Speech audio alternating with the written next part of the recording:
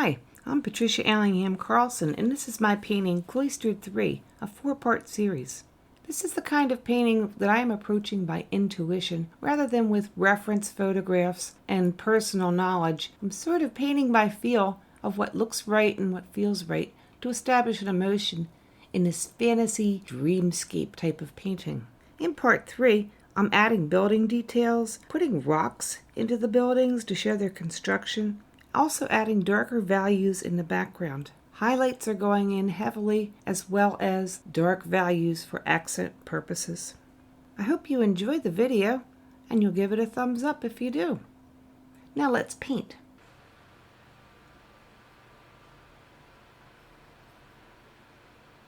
And another layer of blue for the sky to make that moon stand out more. Bringing some blue to peek in and out of the tree branches in the background.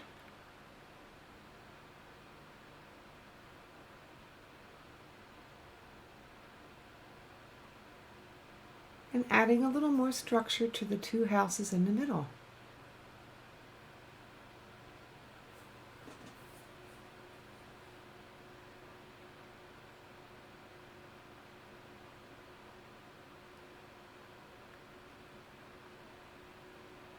Adding a little bit of red as well.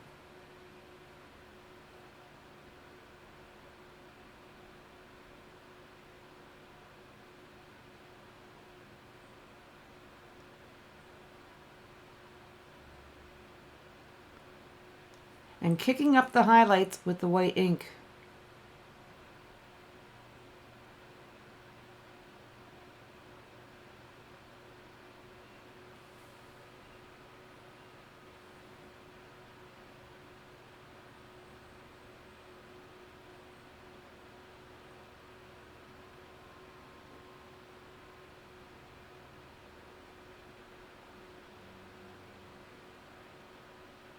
Many little details to adjust until it looks and feels more correct to me.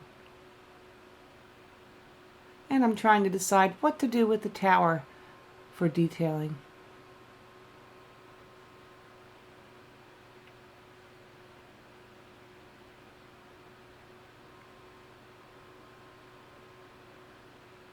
A door and a window are bringing out some structure in the buildings. And I'm working with a window that already seemed to have been printed in there on the little white building.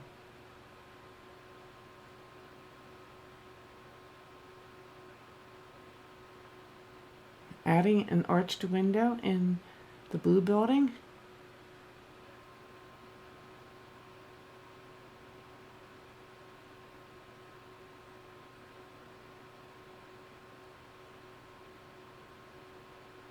And I've decided to do some stone work on the tower with my white ink.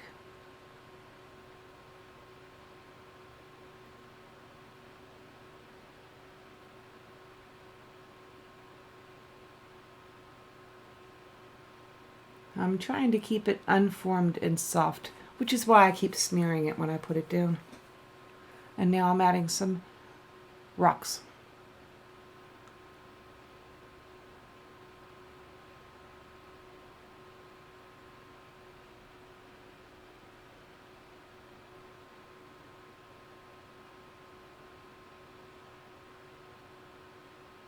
I'm not going to spell them all out here. In an older building, nothing would be all bright and shiny and perfect anyway. I'm just suggesting the rocks. And I think that adds the detail that I want for the tower.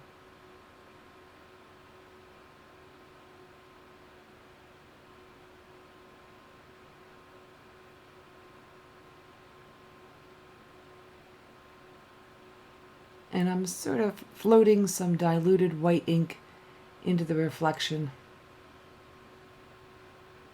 And it is diluted with water.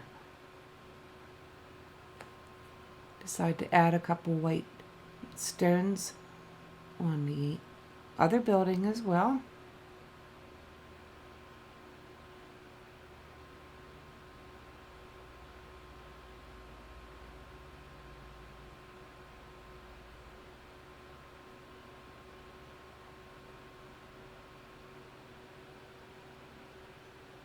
And some more tiny detailing around the window.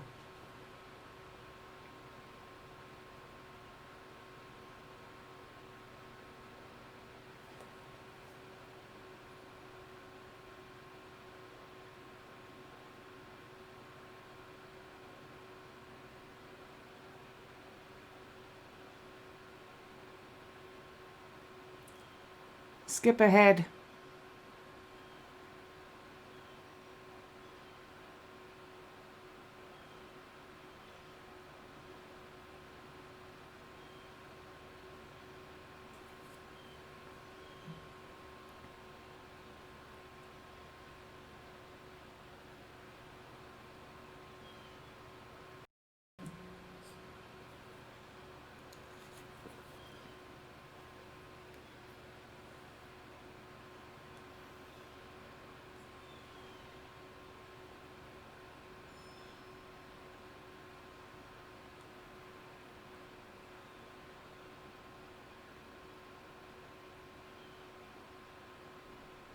Here I go back to do some more detailing on the reflection to enhance my forms reflected in the water.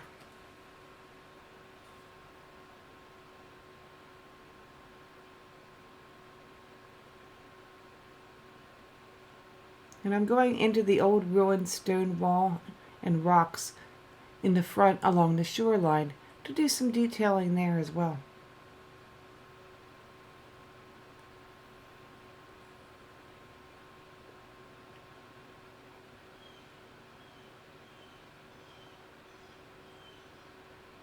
I'm using a very small brush for this small detail work.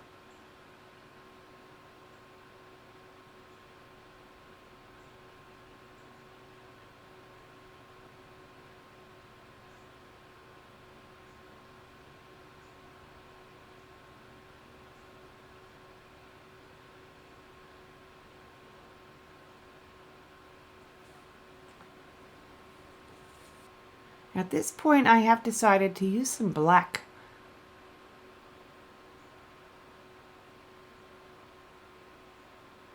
And I am doing some very strong accents along the shoreline and around some of the buildings.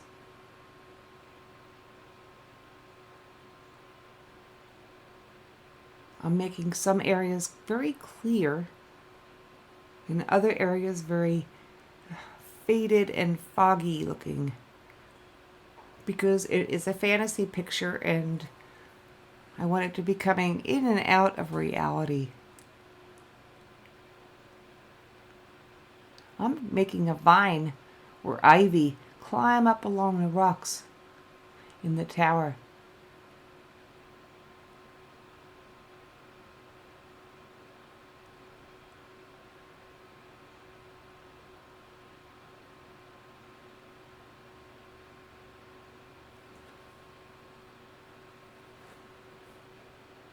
Along the shoreline, I'm coming in with some opaque white ink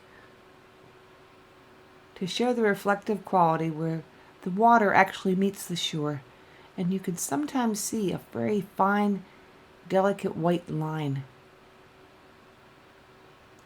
This line looks best to me when it's broken and not a solid thing, because the rocks are breaking the shoreline, the ripples coming into shore are breaking the shoreline,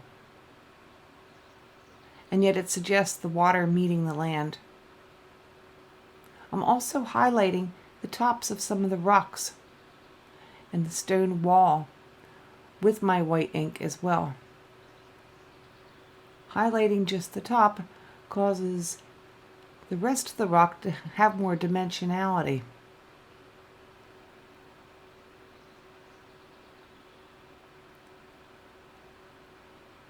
When I think about it, this whole painting is a dimensional painting. It's been done in layers. The layers add to the feeling of space. It's not a realistic space, but it does have a feeling of space to it. I started with the first plastic wrap press, and there was a layer there. I added another second plastic wrap press onto the top of that one. And then for the third layer, I came in with all the white dimensional lines and highlights. The fourth layer went on with painting my medium tones and my dark tones around the highlights so that the highlighted areas would come forward and stand out. And at this point, with my fine tuning, I'm adding deep, deep colors with black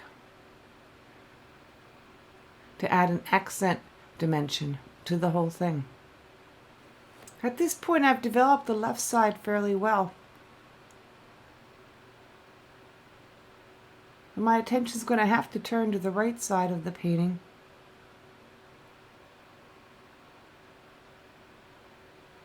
And trying to bring some of the more formless areas together and add some dimensions there.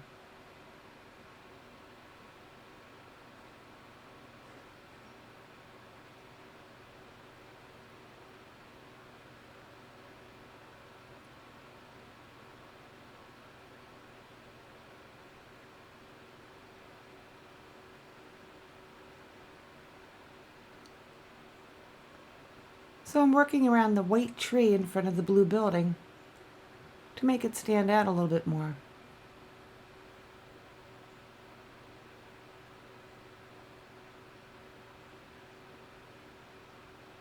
And bringing out the other tree in front of the yellow building.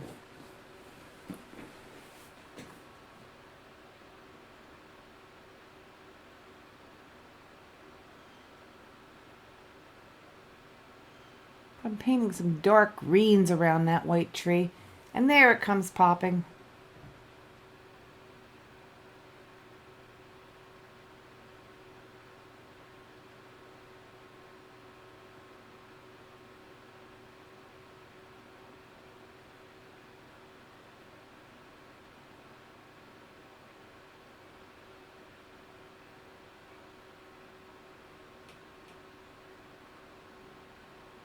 With my white ink, I'm adding some architectural detailing to these buildings.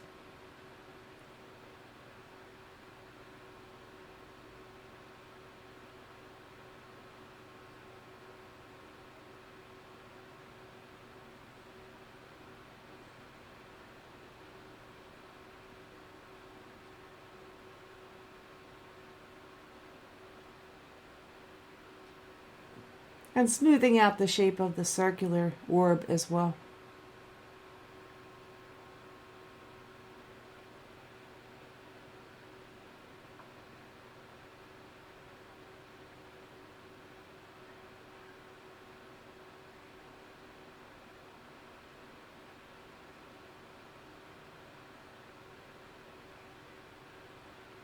And now I see the depth developing on the right side more so.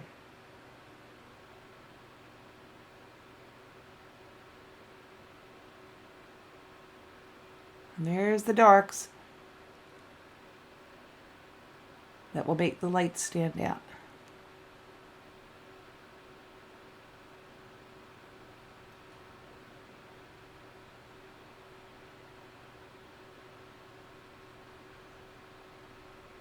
This is black ink because my black watercolors did not seem quite dark enough for the accents I wanted to add.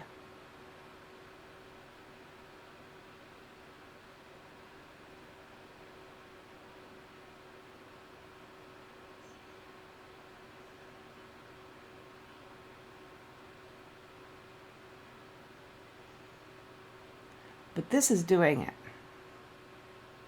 Of course, when I put it on wet, it's always going to look darker. But even so, the black ink did work well for this purpose.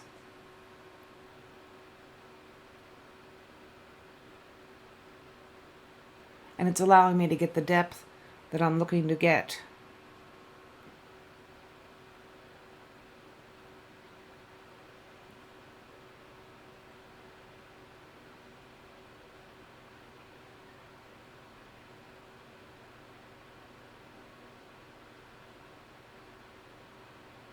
I hope you enjoyed my series of painting Cloistered 3. Talking about this painting, I describe it as a dreamscape, a mood painting.